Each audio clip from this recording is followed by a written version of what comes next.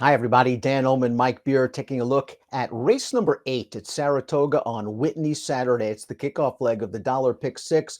Let's throw up the field for the Grade 1 $500,000 test stakes. It's the signature race for 3-year-old filly sprinters, and the number 4 Ways and Means is the 7-5 morning line favorite. She dominated a group of first-level allowance horses last time out at Saratoga, going a mile. 7 seems right in her wheelhouse. Yeah, it feels like a great distance for her. They sort of took a step back out of two-turn racing. Dan got her a nice, easy allowance race going a mile last time, and boy, did she come through.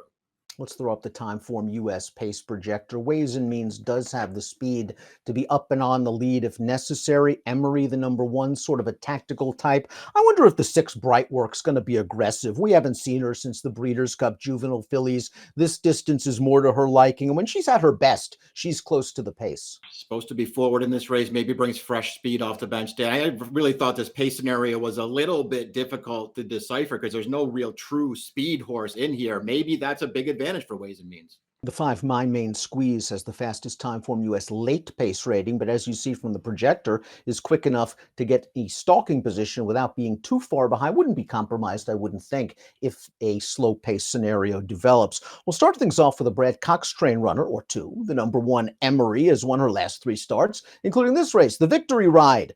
The Belmont at the Big A meet. This race was going 6.5 furlongs. I like that she was able to stay relatively close to a solid pace. This Mystic Lake's a pretty fast horse, Mike. Emery runs her down. I like this performance, Dan. It feels like this Mystic Lake got a little bit of separation there in the stretch. She still had something left here too, and Emery is really going to come with a good finish to close her down at the end. She's also, it's worth at least pointing out that she was a debut winner over this track as a 2-year-old. So listen, Cox hasn't really gotten to the bottom of her yet. He's sort of taken it step by step with her, and now he's going to jump her up and throw her in with the big girls here. I won't be surprised when she handles it. She's been good. Cox also has the 2 Denim and Pearls. She could not have been more impressive when winning the Grade 2 Beaumont at Keeneland during their spring meet going 7 furlongs. She just sat off the lead and inhaled those horses. Winning is much the best. And while she was as impressive that day, let me tell you, she couldn't have been more disappointing when the big favorite in the Grade 2 8 Bells last time out. Maybe it was just the wet track. She was no good. Yeah, you sort of feel like the more you think about it, it almost had to be something like that, right, Dan? I mean, she was so good in her other races, and she just never got position in that race, never looked like she was really going to run, and she just didn't do anything in there. It was really disappointing. If you're going to give her the benefit of the doubt for the track, though, Dan, her other races make her a major player in here. She was really good in the Beaumont when they cut her back 2 starts back. That was a serious performance. I like that Brad gave her 3 months after that last race to regroup, and it looks like Denim and Pearls is on tilt. A couple of 5/8 breezes and 59 and change at Churchill Downs leading up to this race. Bell's Blue Bell is the number 3. She's stepping up in class, but she won a state class timeout. This race at Monmouth. It's the Maryfield going 3/4 of a mile. She ran pretty well in this race, Mike. She's in it, turning into the stretch, and she's better than these horses the final 16th of a mile. The Beyer's a little bit light compared with some of the other horses in this race. This is one that I think they're looking for some graded black type. Yeah, see if they can maybe just get a piece of this at least. She looks like she's in, really, really tough here, moving into a Grade 1. Ran fine in the race we're watching, Dan. 3 wide move off the turn, fought her way to the lead in the stretch. It just wasn't a fast race. Ways and Means began her career last year at Saratoga with a scintillating debut win for Chad Brown. Then in the spin away was the beaten favorite, beaten by Brightwork. Didn't have the greatest trip in that race, and then was injured. And ever since she came back, the Gulfstream Oaks didn't have a great trip in that race. Kind of had to rush into the middle of a hot pace and then got tired. The Kentucky Oaks, she had no chance in that race, chasing a hot pace and the great Torpedo Anna. And then she came back and they found a good spot for her. Here's a first level allowance during the Belmont Stakes Racing Festival meet. What concerns me a little bit, Mike, was that she didn't break very well. She was a little bit awkward out of the gate. She was able to settle outside, and then she made a 3 wide bid and dominates this weaker group in the stretch. I don't think she can afford to miss the break against these good horses, but the good news is, as you mentioned earlier, there are no blazers. She'll be close to the pace. Yeah, I feel like she should just be forward in here, assuming she gets out of the gate. She did break outward a little in that last one and sort of bump a rival. So that, probably cost her a little bit of position, but you saw how impressive she was there. Dan, listen, there was no way she was going to lose to those horses. She was 1-5.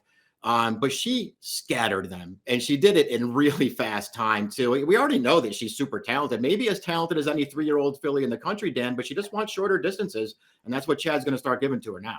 The number 5, My Main Squeeze, is very underrated. She's won 5 of 9. She beat Denim and Pearls 2 starts back over the wet going in the 8 bells. And then they tested her last time out against Torpedo Anna in the Acorn, and it just didn't work out. Torpedo Anna, of course, came back to win the coaching club with a 95 buyer. She goes to the Travers. I think distance relief works very well for My Main Squeeze. And listen, these are some very good horses, but they're not at the level of Torpedo Anna, so she gets some class relief as well. Yeah, it's the right race to run. I mean, just cut her back. Listen, they tried it last time, the 2-turn 9 furlongs. She didn't even run that poorly in that race. It was just a little bit too much for her. She's better going shorter. She can get the right trip in this race. She's still a little bit underrated. Does she have to run maybe even a better race than she's ever run before to beat this field? I think she probably does, but I'm not going to be surprised when she does it. She's pretty good.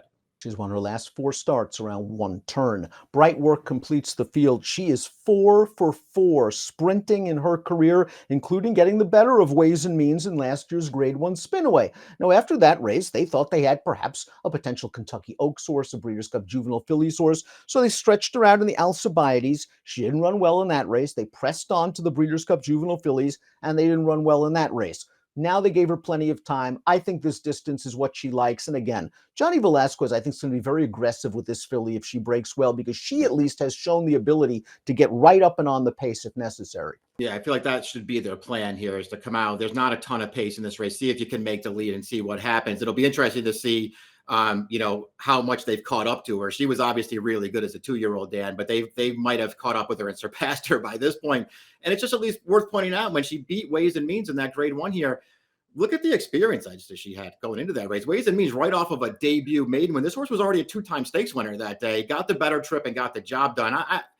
I have serious questions about whether she's going to be able to beat this field off the bench. Bright Work looking to become the 4th next out winner out of the Breeders' Cup Juvenile Fillies of 2023. Top pick time, Grade 1 test, first leg of the dollar pick 6 on Whitney Saturday at Saratoga. Denim and Pearls. I like that you're going back to her. We were disappointed by her in the 8 bells. I think it was the wet track. Really seems to be working quickly. Going to give her the benefit of the doubt for the last one. Really liked her Beaumont when they finally cut her back 2 starts back there. And I feel like if she takes a step forward off of that, she can be right there. Ways and Means, way the horse to beat, but she's going to be a very short price. Yeah, unfortunately, Ways and Means is going to be short. I was really, really impressed with her as a 2-year-old. It's a shame she had to miss some time, but she's come back, it seems, in very good form. That last race might be a sign that she's ready to take the next step up. 4152 for me, 2415 for Mike. It's the Grade 1 test at Saratoga on Saturday. Good luck.